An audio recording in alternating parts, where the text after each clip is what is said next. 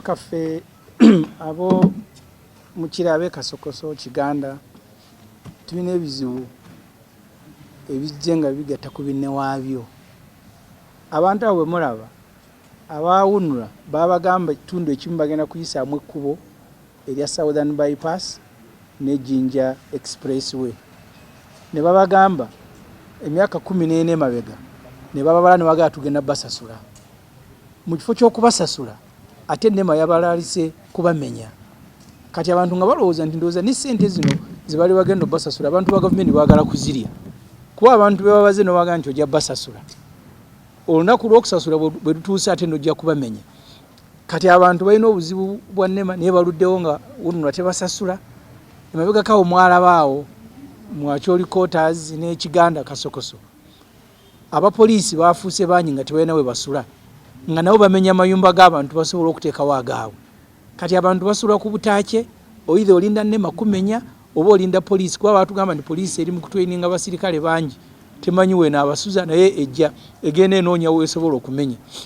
Kati okwo ebitongole bya gavumenti bisatu oyina poliisi eyagala kumenya abantu, oyina NEMA eyagala kumenya abantu, oyina UNRA teyagala kusasula abantu, abantu basula ku butaache.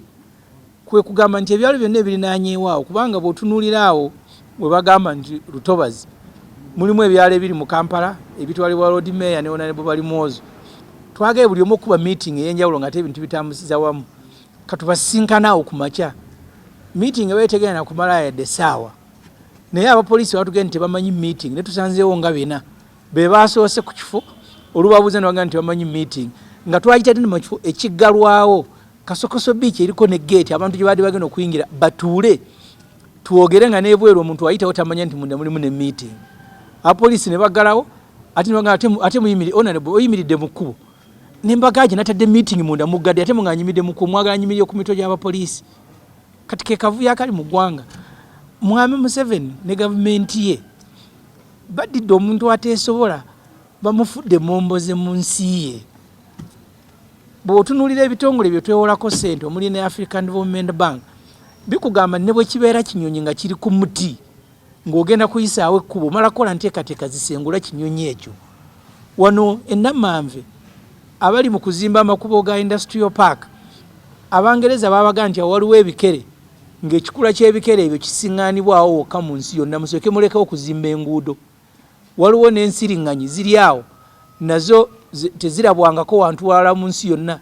Emyaka 10 mugende namanve mbabuuze ebitundu ebimu eby'amakubo tebabikolanga kubanga baagala kukuuma ebikere n'ensiriŋŋanyi. Bwe baatuuka mu Lubigi abantu babaleetera bulldozer tractor ne bamenya amayumba gaabwe. Omuntu ng'olina amagezi niwe gabeera nga ga kitundu ng'osobola okumala obudde n'ogenda n'okuma ebikere n'okuma ensiriŋŋanyi n'osanga abantu n'oyiwa enju musula abaana n'oyiwa amasomero abaana mwe basomera. Abantu abali mu gavumenti eno balinganga abatawangalira ku nsi nti wabbo bali mu ggulu.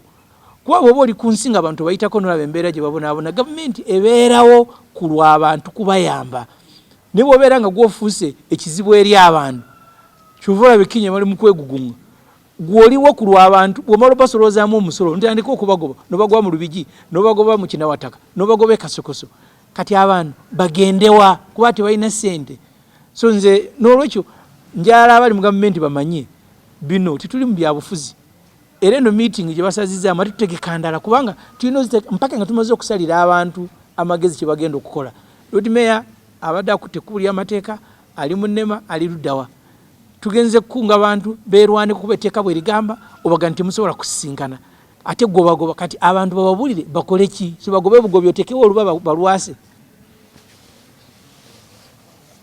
This meeting of today is the culmination of threats issued by NEMA that they want to evict people who are in wetland. First of all, NEMA has not even defined and mapped out what wetlands are in Kampala.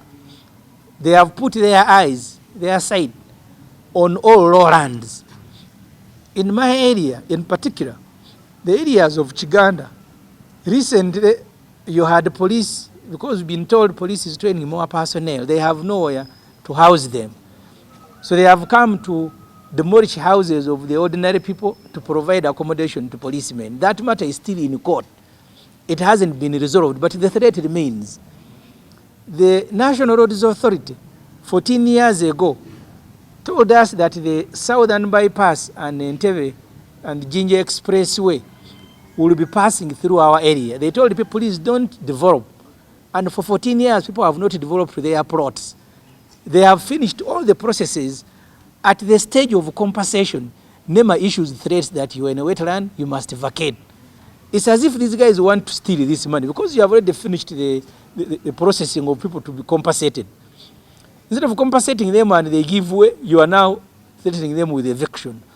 So the meeting today was to address threats that have been caused by government through police, through NEMA, through UNRA.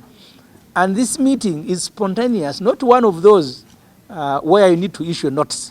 Because if I am under threat and I am an elected leader, people have a right. Sometimes they even come to my home here. I don't know why police doesn't come to stop them.